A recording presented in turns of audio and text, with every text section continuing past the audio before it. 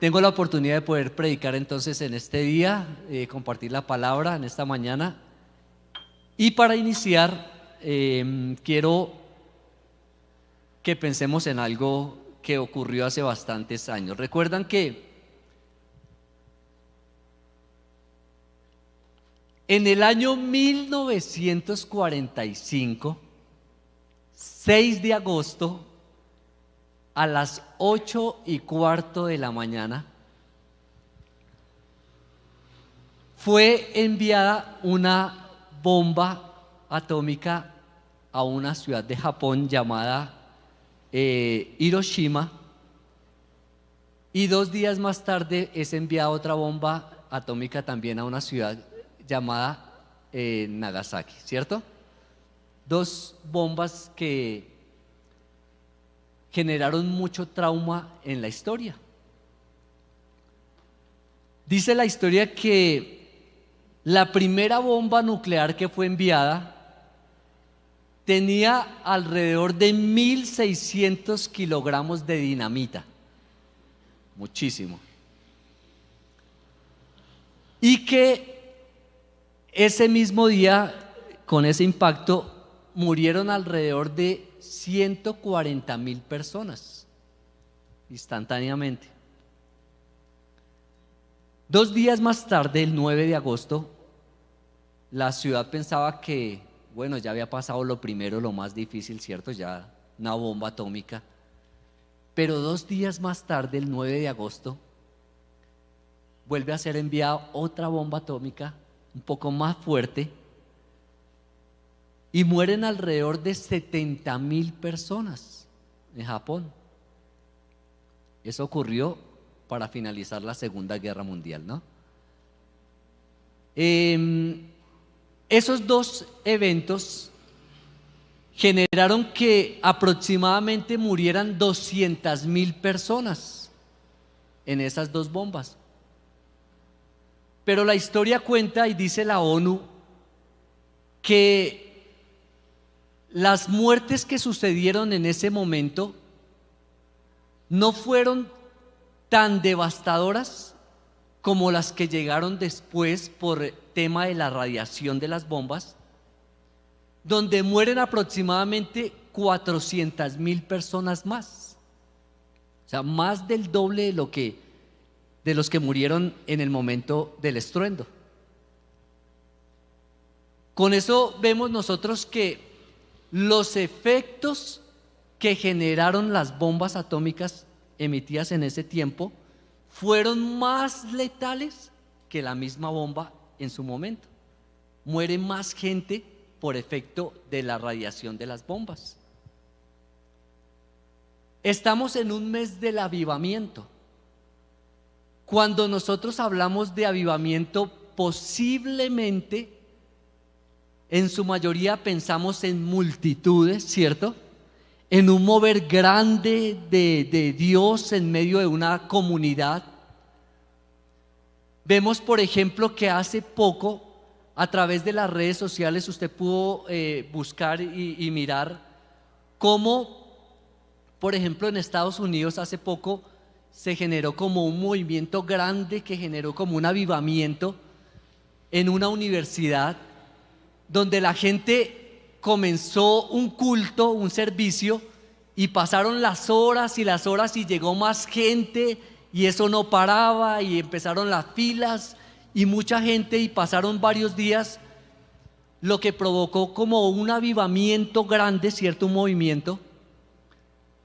Y cuando nosotros vemos la palabra de avivamiento y la observamos, básicamente nos transportamos a un movimiento grande, ¿cierto? De masas, donde Dios se está moviendo. Pero hoy yo quiero compartir, con base a esta ilustración que les acabo de contar, es acerca de los efectos que producen un avivamiento en el creyente. Los efectos, no el mover en sí, sino lo que viene después de ese avivamiento. Así como las bombas generaron un efecto después del tiempo, ¿cierto? Al morir muchísima más gente, un avivamiento también genera efectos en la vida del creyente. Y con base en este texto y en este mes que estamos hablando de Nehemías acerca del avivamiento, vale la pena recordar algunos apuntes que se tocaron hace 8 días en la palabra de Dios, ¿cierto? ¿Recuerdan que hace 8 días el pastor Santiago nos compartió acerca de la vida de Nehemías? Donde Nehemías tuvo 3 puntos importantes que hablaba del avivamiento acerca de la conciencia, el compromiso y la convicción. 3 áreas en las que Nehemías fluyó a través del avivamiento con base en el texto que se tocó. Y saber también que la palabra avivamiento no está en la Biblia. Lo que está en la Biblia es avivar. Y la palabra avivar significa volver a la vida de entre los muertos. Eso significa la palabra avivar, volver a la vida de entre los muertos. Y la predicación del día de hoy la he titulado El regreso de los muertos vivientes. ¿El regreso de qué? De los muertos vivientes. Si vamos a hablar de avivar, y avivar significa volver a los muertos a la vida, hoy quiero que nosotros podamos identificar, y usted que está allí conectado también puede identificar conmigo, 3 efectos que se producen en un avivamiento en el creyente. ¿Cuántos efectos? 3 efectos que se producen en la vida del creyente a partir de un avivamiento. Entonces ya vimos que un avivamiento es el mover, ¿cierto? Es la masa, el mover de Dios en la gente, en las vidas. Pero eso debe causar un efecto importante en mi vida. Si un mover de Dios en una iglesia se da a partir de que Dios viene a un lugar, llena las vidas del Espíritu Santo, pero eso no genera nada en mí, no es más que un momento pasajero que llegó y se fue. Así como, por ejemplo, cuando nosotros vemos avivamientos, tendríamos que ir al libro de Hechos también y ver algunas cosas allí. ¿Recuerdan cómo en el libro de Hechos dice Hechos capítulo 2 que estaban en el aposento alto, viene el Espíritu Santo, son llenos del Espíritu Santo y hay un mover de Dios? Ese mover tuvo que haberse manifestado en algunos efectos posteriores a la llenura, porque no solamente fue que llegó el Espíritu Santo, fueron llenos de Él, hablaron en otras lenguas, gente fue llena del Espíritu Santo, sanos, libres. Pero ¿qué más sucedió? Tuvo que haber efectos colaterales que pasaron después.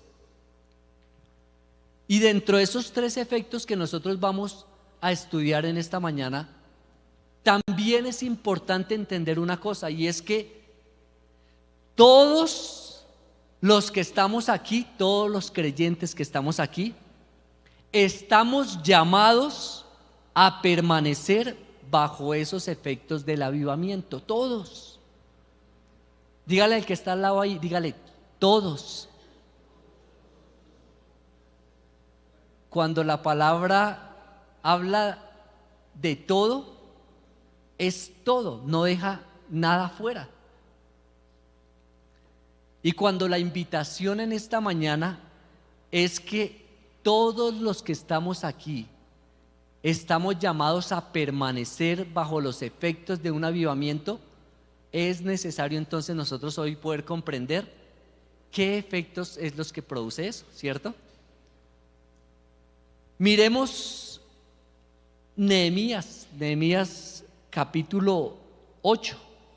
Vamos a Nehemías capítulo 8, versículo 1 en adelante. Nehemías nos cuenta una historia bien interesante acerca de la reconstrucción de los muros de Jerusalén. Hace 8 días recuerdan que el pastor Santiago nos contó más o menos la historia de lo que estaba sucediendo, el entorno.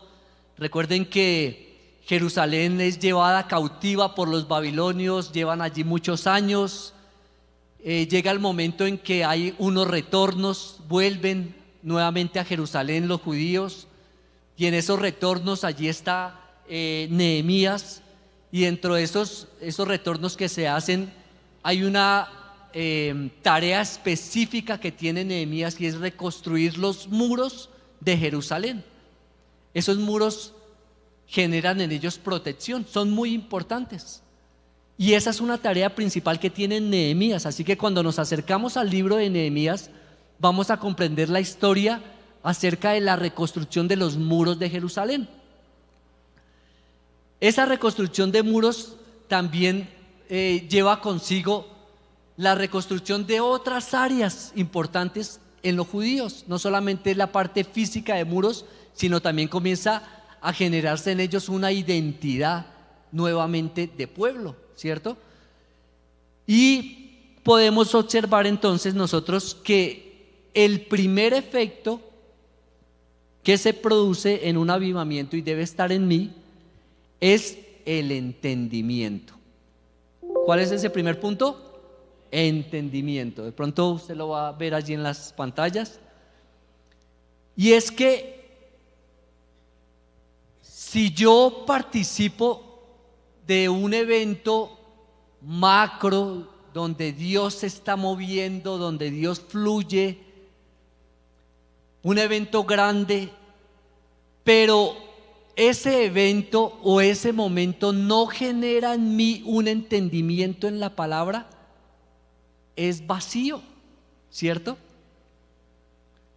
Miremos cómo, por ejemplo, ese capítulo 8, versículo 1, comienza diciendo lo siguiente. Así que usted que tiene su Biblia, vamos a leer ese capítulo 8, el versículo 1 dice: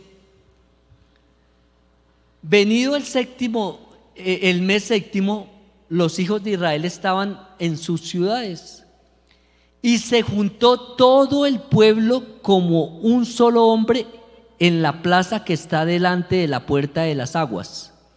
Y dijeron a Esdras el escriba que trajese ¿qué? El libro de Moisés, la cual Jehová había dado a Israel. Y el sacerdote Esdras trajo la ley delante de la congregación, así de hombres como de mujeres, y de todos los que podían entender, el primer día del mes séptimo, y leyó en el libro delante de la plaza que está delante de la puerta de las aguas, desde el alba hasta el mediodía, en presencia de los hombres y de mujeres, y todos los que podían entender, y los oídos de todo el pueblo estaban atentos al libro de la ley. Miren lo que hace Nehemías en este avivamiento que se está generando con la reconstrucción de los muros y cuando él vuelve a Jerusalén. Y es que no solamente Nehemías se enfocó en reconstruir la parte física de los muros, sino que dice que trajo ¿qué? La ley, el libro que ellos leían en ese momento. Recordemos que Dios muchos años antes había entregado a Moisés la ley, y ese era el libro sagrado para los judíos. Eso se había perdido cuando Jerusalén es sitiada por los babilónicos, se pierde. Pero cuando Nehemías vuelve a reconstruir esos muros, dice que él fue junto con su amigo, junto con algunos personajes que participan aquí de este evento. Entre ellos también está Esdras, y dice que sacan el libro de la ley y comienzan a leerlo. Y dice que todo el pueblo está reunido como uno solo, y hay entendimiento de la palabra de Dios. Mire que eso que se había perdido anteriormente comienza ahora a surgir nuevamente y hay un entendimiento de la palabra de Dios.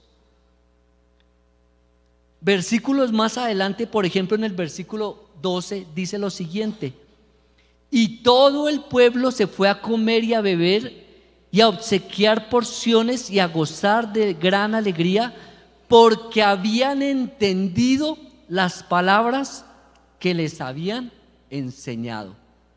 ¿Qué había ocurrido en el pueblo? Tenían entendimiento de la palabra. Ese es un efecto que se produce por un avivamiento. Hay entendimiento de la palabra. No necesitamos a veces de tantas masas o de tantas personas en un evento grande para comprender la palabra. Necesitamos simplemente de acercarnos a ella como niños y tratar de comprender lo que Dios quiere decirnos a nosotros. Entonces, cuando hablamos de avivar nuestra vida, es importante que en esta mañana nosotros comprendamos que todos los que estamos aquí podemos permanecer en ese avivar del Espíritu a partir de la palabra de Dios. ¿Recuerdan lo que le dijo Pablo a Timoteo cuando le decía en el capítulo 4: predica en todo tiempo? Hable de Dios, hable de la palabra. Necesitamos nosotros comprender y tener entendimiento de la palabra de Dios. Lo decía en el primer culto y quiero compartirlo, una frase que siempre me ha gustado acerca de la Biblia, y es que dice que la Biblia es el único libro, el único, no hay otro, cuyo autor está presente cada vez que la leemos. Amén. Es el único libro. Usted podría leer cantidad de libros que pasen por su vida. Algunos hemos leído otros tipos de libros, pero el autor no está presente cuando yo lo leo. Si yo leo 100 años de soledad, Gabriel García Márquez no está al lado mío diciéndome: sí, yo me imaginé eso, mire, esto lo escribí así, tal cosa. No. Pero cuando leemos la Biblia, el Señor está con nosotros. Es su voz, es su palabra. Aquí dice en el versículo 12 que el pueblo se alegró porque entendió lo que estaban leyendo. Comprendieron el mensaje. Y eso es un efecto de un avivamiento. Cuando yo puedo comprender la palabra de Dios, cuando yo tengo ese acercamiento con el Señor, eso produce en mí un avivar del Espíritu. Porque la Biblia no solamente nos cuenta historias, sino que también nos presenta nuestro presente y nuestro futuro. No es solamente mitología por allá, sino que la Biblia también tiene ese derrotero que marca nuestro caminar. Por eso es importante que nosotros permanezcamos en ese efecto que produce un avivamiento. Permanezcamos en la palabra de Dios. Leámosla. No la dejemos solamente abierta en el Salmo 91 en la casa. No. Vamos un poquito más. Comprendamos la historia. Miremos cuál es el cuadro general que Dios tiene para la humanidad. Hay estudios que nos dicen que aproximadamente más del 95% de lo que está escrito en la Biblia ya se cumplió. O sea que es real lo que pasa aquí. Yo no sé si usted recuerda hace muchos años atrás que hablaban que cuando los cristianos leían la Biblia decían que se volvían locos. ¿Sí recuerdan? Yo recuerdo que en el barrio había un señor que andaba en una carretica y él iba todos los días por todas las cuadras y leía la Biblia. Y a nosotros nos decían, ese está loco, ese se volvió loco porque está leyendo la Biblia. No es que uno se vuelva loco, es que Dios ya tiene todo preparado. Es que antes de que las cosas ocurran, el Señor ya las tiene escritas. Y la gente asimila eso como locura. Pero si estamos locos, pues que sean locos por caminar con Jesús, por comprender su palabra. Así que hoy necesitamos entonces poder entender la importancia de ese efecto de avivamiento en mi vida. Necesito entendimiento. Mire que cuando pasa el evento de Hechos capítulo 2, dice que todos fueron llenos del Espíritu Santo, pero versículos después, más o menos como hacia el versículo 14 de Hechos capítulo 2, recuerdan que Pedro comenzó con su primer mensaje y se convierten como 5,000, después 3,000. Pero hay algo que allí es interesante y el texto dice que Pedro se dedicó a explicarles lo que había sucedido en el Pentecostés. O sea, Pedro se dedicó a dar entendimiento de lo que había ocurrido. Y eso es lo que nosotros entonces necesitamos, entendimiento de la palabra de Dios, poder comprender. Mire que en decisiones trascendentales de la vida necesitamos buscar a Dios y comprender su palabra. En la Biblia está el consejo oportuno. Si uno necesita un consejo de alguien, ¿cuánto más de Dios que está allí en la palabra? Ese es el consejo oportuno, poder comprender lo que Dios tiene para nosotros. Entonces, en este primer punto podríamos decir lo siguiente, y es que podría decirse que un factor determinante que produce la buena salud en el creyente es la exposición a mensajes de la palabra de Dios. Una buena salud en nosotros como creyentes es exponernos a mensajes y a lecturas de la palabra de Dios. Así como cuando usted va al médico y el médico le dice, para que usted baje los triglicéridos, baje el colesterol, baje tantas cosas que cuando uno va al médico no sabía que tenía y tiene, ¿sí? Le dice, para que usted baje esos niveles tiene que seguir con estas dietas para una buena salud. Para el creyente también necesitamos caminar bajo ese efecto de la palabra de Dios para tener una buena salud en nuestra vida.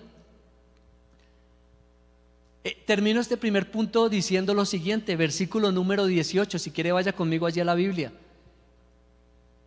Nehemías 8:18 dice: y leyó Esdras en el libro de la ley de Dios cada día, desde el primer día hasta el último, e hicieron fiesta solemne por 7 días, y el 8º día fue de solemne asamblea según el rito. El día 24, vamos allí al capítulo 9, leamos el versículo 3, dice: y puestos en pie en su lugar, leyeron el libro de la ley de Jehová su Dios la 4ª parte del día, y la 4ª parte confesaron sus pecados y adoraron a Jehová. Mire que era una tarea que hacían constantemente, el acercarse a la palabra, el acercarse a Dios, era constante. Entonces que nosotros podamos tener entendimiento de la palabra de Dios. Ahora, número 2, ¿qué otro efecto produce un avivamiento en mi vida? Y es que ese efecto que se genera en mi vida es que produce esperanza. Esperanza. ¿Por qué esperanza? Mire lo que dice el capítulo 2. Vamos al capítulo 2 un poquito allí más atrás. Capítulo 2, versículo 4 dice lo siguiente. Leamos desde el versículo 3, dice, y dije al rey, para siempre viva el rey. ¿Cómo no estará triste mi rostro cuando la ciudad, casa de los sepulcros de mis padres, está desierta y sus puertas consumidas por el fuego? Versículo 4 dice, y me dijo el rey, ¿qué cosa pides? Entonces oré al Dios de los cielos y dije, si place al rey y a tu siervo haya hallado gracia delante de ti, envíame a Judá. Miren lo que hizo Nehemías, y eso da esperanza para el pueblo de Dios. Nehemías, ¿qué hizo frente a esas circunstancias difíciles que se le presentaron? ¿Qué hizo? Oró. Ahí dice. Él se presentó ante el rey Artajerjes y el rey le dijo, ¿qué quieres que yo haga por ti? ¿Por qué te noto triste? Y Artajerjes le dice, le da estas preguntas a Nehemías, y Nehemías dice, sí, estoy triste porque mi ciudad en la que estoy está muy mal, Jerusalén. Y el rey le dice, ¿qué quiere que haga entonces? Y Nehemías no hizo otra cosa más que orar, y después de orar decirle al rey, quiero esto, quiero volver a Jerusalén. Oró, y ese orar genera esperanza para el creyente. Si algo debe haber en mi vida como efecto de un avivamiento, es que debo tener una vida espiritual de constante oración. Eso fue un efecto que hizo allí. Oró, no maldijo, no dijo, pero ¿por qué a mí me pasan estas cosas? ¿Por qué el pueblo está pasando por estas necesidades? ¿Por qué estamos viviendo estas circunstancias? ¿Por qué y por qué no? No dijo eso. Simplemente oró al Señor y pidió que ese consejo, y le dijo al rey que quería volver. Ese orar genera esperanza para el creyente. Cuando usted y yo oramos, eso da esperanza para esta ciudad y para su familia. La oración que usted hace es una oración que va acompañada de espiritualidad, y esa espiritualidad se va a ver reflejada en la esperanza que tiene una familia de ser diferente.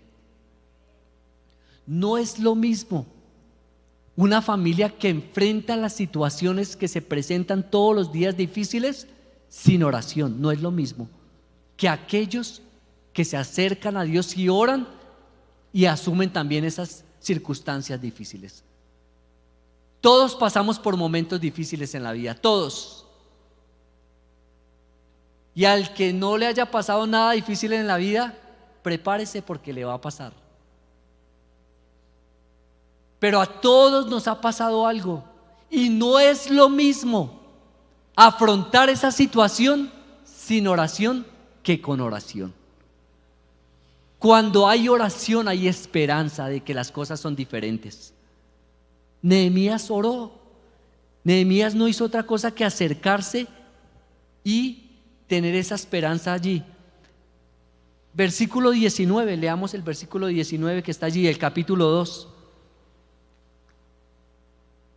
Dice lo siguiente: pero cuando lo oyeron Sanballat horonita, Tobías el siervo amonita y Gersén el árabe, hicieron escarnio de nosotros y nos despreciaron diciendo: ¿qué es esto que hacéis vosotros? ¿Os rebeláis contra el rey? En respuesta les dije: el Dios de los cielos, Él nos prosperará, y nosotros, sus siervos, nos levantaremos y edificaremos. Mire que Nehemías responde aquí ante el rey Sanballat con esperanza del futuro. Sanballat, ¿quién era? Sanballat era uno de los gobernantes del momento. Y Sanballat no quería que Nehemías reconstruyera los muros. Cada vez que Nehemías quería hacer algo para reconstruir, Sanballat se ponía en contra y decía: no puede. ¿A alguno le han dicho eso? ¿No puede?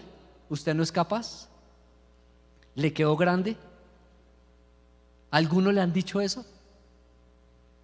Cuando a uno le dicen eso, como que a uno se le revuelve por dentro algo, ¿sí o no? Y uno dice: ¿con qué no puedo? Y toma uno fuerzas de donde no tiene y lo hace y lo saca adelante. Nehemías, Sanballat le dijo: con que se va a levantar contra el rey, usted no puede, no pueden reconstruir los muros. Pero dice Nehemías que él se levantó con el pueblo y que en respuesta lo que él le dijo a Sanballat fue que el Dios de los cielos, él los prosperará, se levantarán y edificarán.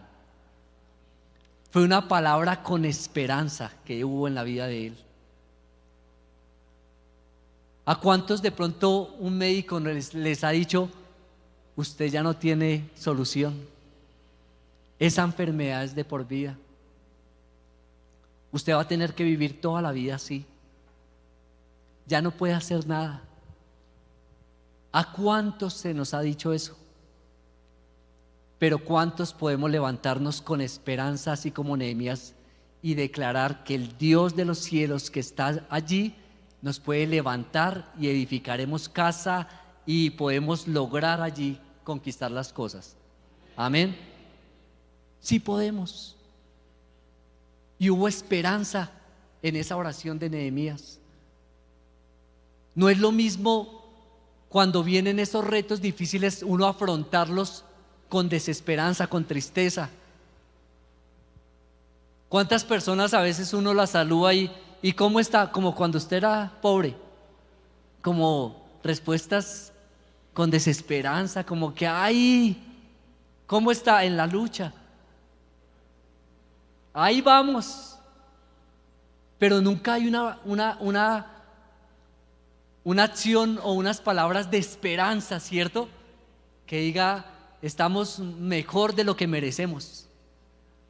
Hay un pastor que siempre responde así. Y uno le pregunta: ¿cómo está, pastor? Mejor de lo que me merezco. Que estamos mejor. Y es porque hay esperanza en el creyente. Eso es un efecto de un avivamiento en nuestra vida. Que haya esperanza en que podemos caminar con Dios y seguir allí adelante. Ahora, ¿por qué esa esperanza va encaminada a nuestra espiritualidad? Y es que cuando yo doy palabras de esperanza y cuando yo no es ocultar una realidad, es confiar en la plena voluntad de Dios, ¿cierto? Porque también uno podría caer en ese vacío, ¿no? De pronto estar en la muy mala, en la inmunda, como dicen los muchachos de hoy. Estar en la inmunda y uno preguntarle: no, estoy bien, maravilloso, estoy mejor dicho. Y de pronto usted está muy mal y necesita ayuda. Tampoco es caer en ese vacío, pero es que la esperanza sí trae a nosotros la certeza de que Dios está con nosotros, de que lo que comienza de pronto como una crisis también tiene su final y saldremos de eso. Entonces es una vida que va a caminar con esperanza de que Dios está con nosotros. Amén. Mire que a mí me ocurrió algo hace más o menos como un mes. Estaba viajando de Villavicencio para aquí, para Bogotá, y salgo de Villavicencio, iban en moto, y salgo de Villavicencio, y en el primer túnel que hay allí, apenas uno sale de Villavicencio, se me varó la moto dentro del túnel. Y ese ruido y todo eso allí, yo tenaz, y las tractomulas pasaban por el lado, no, mejor dicho. Entonces, lo que yo hice fue bajarme de la moto, tratar de llevarla ahí pegadita a la berma, pues, y meterme en una bahía. Al meterme allí, pues, llamo a emergencias, que allí hay un botón, llegó la grúa, todo, revisó la moto, todo el tema. Y me dice el hombre, bueno, ahí tengo una buena y una mala. La buena es que lo voy a sacar del túnel. Esa es la buena. Entonces yo dije, bueno, ya listo, vamos ganando. La mala es que solo lo puedo dejar ahí afuera, porque como las motos no pagan peaje, nosotros no tenemos derecho como grúa de llevarlo hasta un taller que lo puedan arreglar. Entonces yo, no, Dios mío, bueno, no importa, me subí al carro, salimos del túnel, me dejó ahí en el pueblo siguiente, no recuerdo ahorita el nombre. Y cuando él me deja ahí en el pueblo, me dijo, yo lo puedo dejar aquí en el pueblo, no lo puedo dejar en ningún otro lado, un taller, nada, no, ahí. Yo dije, bueno, ¿y ahora yo qué hago? Eran las 8 de la noche y yo qué iba a hacer allá. Entonces llamé al papá de un primo que vive en Guayabetal, ahí cerquita.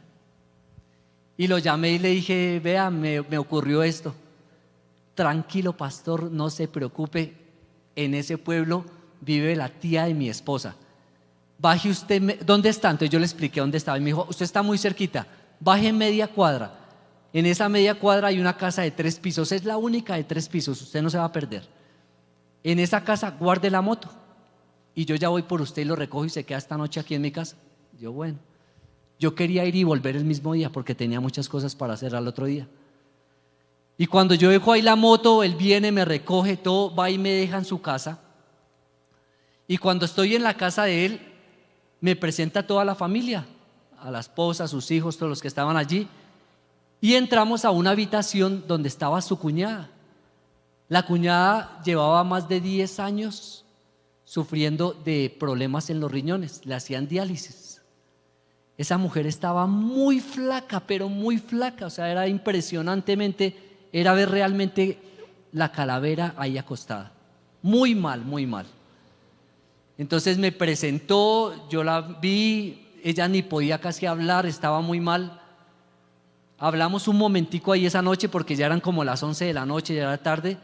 Y bueno, yo me acosté, pero me acosté pensando, Dios, ¿por qué hace esto conmigo? O sea, me varé, porque estoy metido allá en un pueblo, yo tengo al otro día cosas para hacer, ¿por qué? Y al otro día, bueno, yo me levanto y cuando me levanto, otra vez fui a saludar a la señora. Y ya vino la mamá de la muchacha, me saludó, me dio tintico, todo el tema. Y cuando yo le dije a la mamá, yo le dije, yo quiero orar por ella. Dijo, gracias, pastor. Yo le estaba pidiendo a Dios que viniera un pastor para que orara por ella. Yo le dije, bueno, sí, señora. Entonces yo le dije, tráigame aceite y vamos a ungirla a ella, porque los enfermos se ungen. Entonces ella dijo, bueno, y me trajo aceite. Y entré a la habitación, oramos todo súper bien, ungimos la vida de ella. Pasó el día, arreglé la moto, me devolví a Bogotá.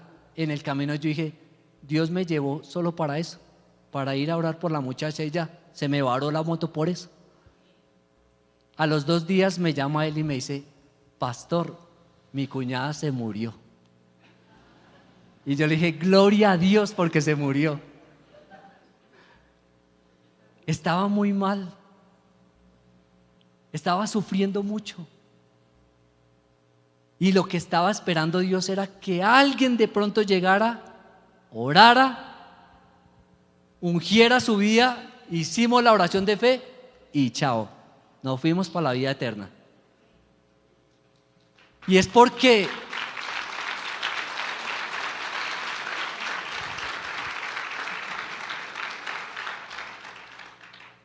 cuando uno observa las situaciones que a veces pasan, críticas que uno dice, pero ¿por qué yo tuve que pasar, ir, yo no sé qué?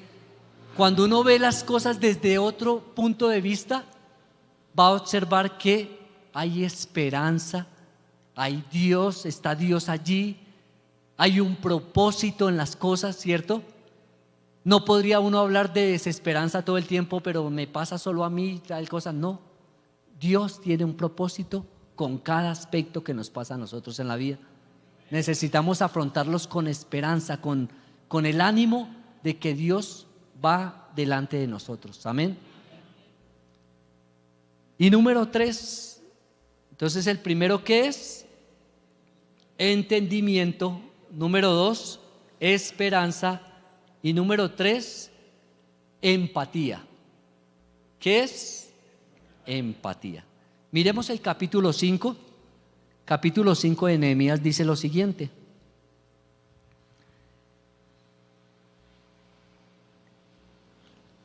Habla aquí Nehemías acerca de algunas cosas que estaban sucediendo. Ahorita les cuento el contexto. Pero dice el versículo 1 lo siguiente: entonces hubo gran clamor del pueblo y de sus mujeres contra sus hermanos judíos. Habían quienes decían: nuestros hijos y nuestras hijas somos muchos, por tanto hemos pedido prestado grano para comer y vivir. Y había quienes decían: hemos empeñado nuestras tierras, nuestras viñas, nuestras casas para comprar grano a causa del hambre. Y había quienes decían: hemos tomado prestado dinero para tributo del rey sobre nuestras tierras y viñas. Ahora bien, nuestra carne es como la carne de nuestros hermanos, nuestros hijos como sus hijos. Y he aquí que nosotros dimos nuestros hijos y nuestras hijas a servidumbre. Y algunos de nuestras hijas lo están haciendo ya. Algunas de nuestras hijas lo están ya. Y no tenemos posibilidad de rescatarlas, porque nuestras tierras y nuestras viñas son de otros. ¿Qué hizo Nehemías? Dice: y me enojé en gran manera cuando oí su clamor y estas palabras. Entonces medité y reprendí a los nobles y a los oficiales y les dije: ¿exigís intereses cada uno a vuestros hermanos? Versículo número 9, vamos más adelante, dice: y dije: no es bueno lo que hacéis. ¿No andaréis en el temor de nuestro Dios para no ser oprobio de las naciones enemigas nuestras? También yo y mis hermanos y mis criados le hemos prestado dinero y grano. Quitémosle ahora este gravamen. Versículo número 12 dice: y dijeron: lo devolveremos y nada les demandaremos. Haremos así como tú dices. Mire que esta es una historia bien especial para poder entender el tema de la empatía, y es que a causa de que el pueblo de Israel había sido allí llevado cautivo, los dirigentes de la época estaban generando impuestos mayores a los que ellos podían pagar. Algo parecido con la realidad no es coincidencia. No podían pagar muchos impuestos, muchas cosas, al punto de que el pueblo tuvo que pedir prestado, empeñar lo que tenían para poder pagar. Y estaban perdiendo todo. Cuando Nehemías llega y escucha eso, dice: no, aquí algo está mal. Algo está mal.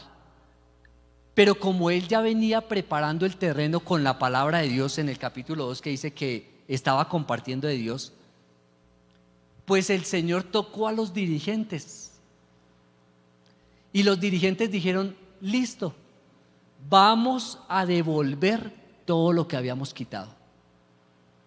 Lo que les habíamos quitado por intereses, porque estaban allí vendiendo todo, lo vamos a devolver, porque no es justo que ellos estén sufriendo tanto y nosotros nos estemos enriqueciendo.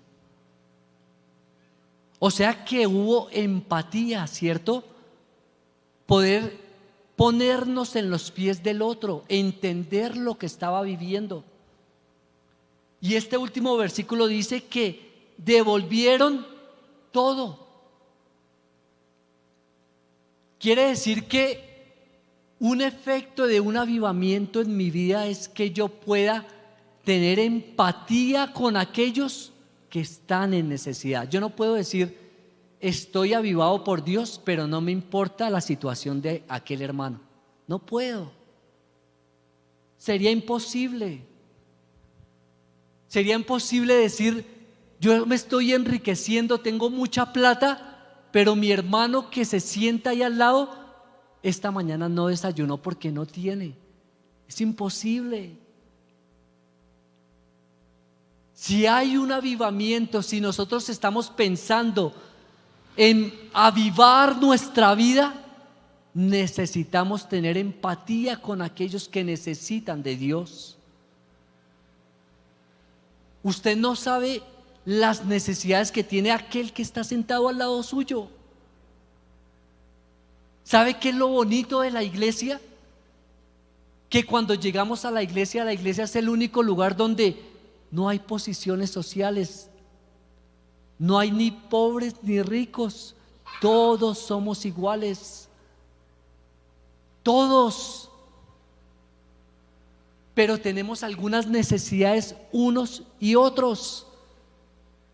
En esa empatía es que nosotros necesitamos de pronto identificar cómo podemos ayudar a ese otro.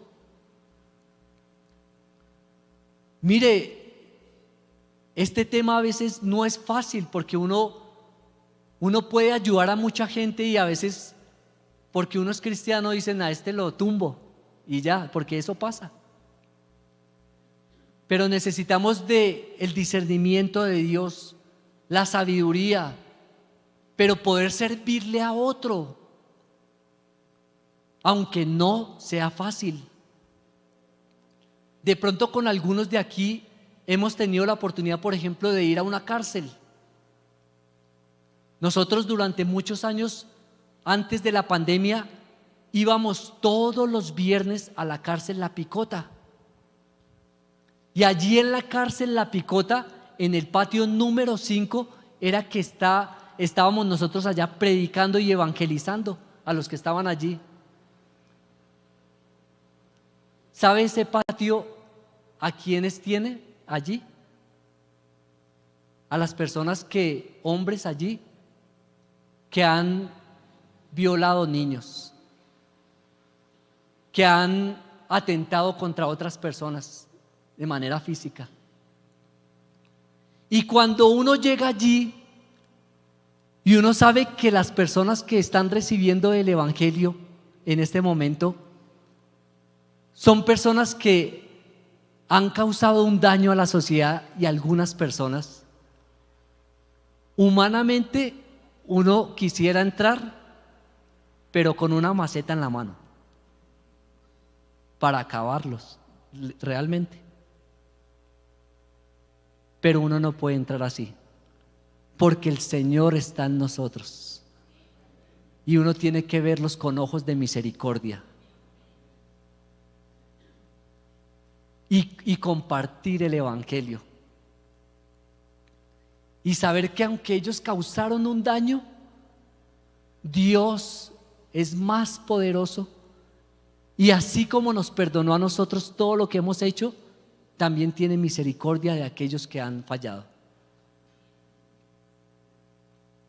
Tuve la oportunidad de compartirle a un hombre que estaba allí de las barras bravas de Millonarios. El hombre cayó a la cárcel porque por homicidio mató a la persona con la que él vivía en medio de una celebración de unos partidos de Millonarios.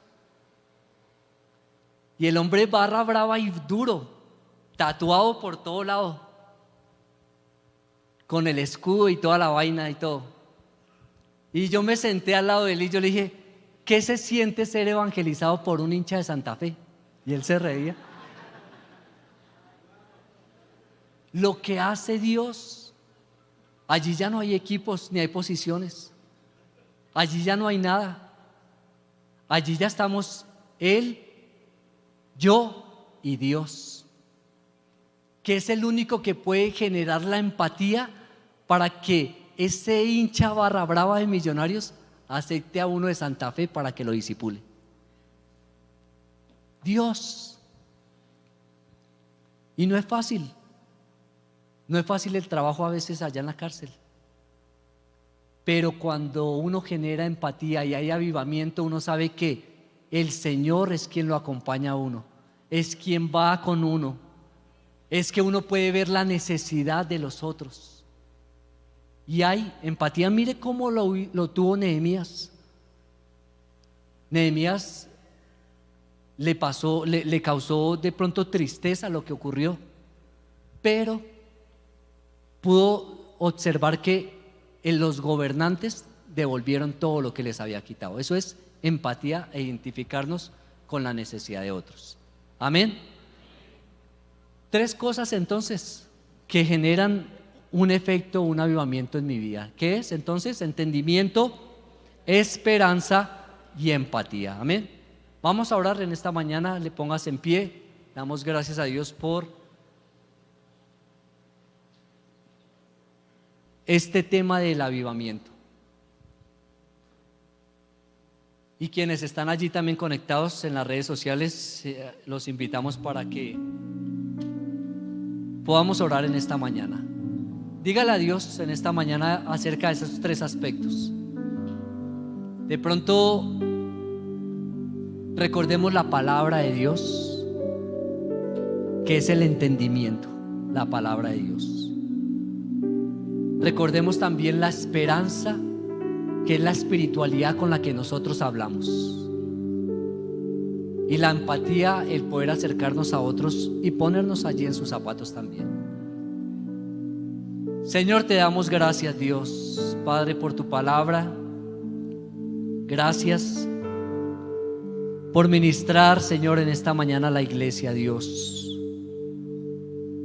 Hoy te doy gracias por tu palabra, Señor. Sé que tú estás aquí, Dios, porque tú lo prometiste, porque tú lo dices, Señor. Tu palabra dice que donde hay 2 o 3 en tu nombre, tú estás aquí, Señor. Gracias por aquellos que vienen hoy por primera vez, Señor. Bendice sus vidas. Bendice sus vidas, Señor. Dales entendimiento de la palabra, Dios. Dale sabiduría, Señor, para comprender los propósitos que tú tienes. Señor, empatía para aquel con el que lo necesita, Dios. Padre, oramos en esta mañana por un avivar del Espíritu, Señor. Dígale conmigo a Dios: Señor, aviva mi espíritu, Señor. Aquello que está muerto, resucítalo en mí, Señor. Aviva aquello que está allí, Señor, de pronto muerto, Dios. Aviva, Señor, mi vida espiritual, mi vida familiar, personal, en el nombre de Jesús. Si hay alguno aquí que pueda decirle: Dios, dame entendimiento de tu palabra, Dios. Quiero vivir avivado por tu espíritu para comprender la Biblia, Señor. A veces la leemos pero no entendemos nada, Dios, pero ayúdanos para comprender tu palabra, Señor. Que cuando yo la lea, Señor, pueda comprender que Dios mismo está allí hablándome, Señor. Ayúdanos, Espíritu Santo. Dígale: Señor, pon en mí palabras de esperanza, palabras de vida y no de muerte. Que a veces vamos a citas médicas, que a veces vamos a afrontar circunstancias difíciles, pero dígale: Señor, ayúdame a afrontar todo problema con esperanza, creyendo que Dios está con nosotros. Que así como Nehemías le respondió allí a estos hombres y les dijo: el Señor está con nosotros y edificaremos, que usted también pueda decirle: saldremos de esto que vivimos. Ayúdanos, Espíritu Santo, a vivir conforme a tu palabra, Dios. Y por último, si hay alguien aquí que pueda decirle: Señor, ayúdanos a tener empatía para con el que lo necesita, Dios. A veces puede más el rencor, el odio, que el amor y la misericordia que tiene Dios. Ayúdanos a entender las misericordias que tú tuviste con nosotros, Señor. Te lo pedimos en el nombre de Jesús. Te damos gracias, Señor. Te honramos y te bendecimos a ti, Señor. Gracias por esta mañana. Amén y amén.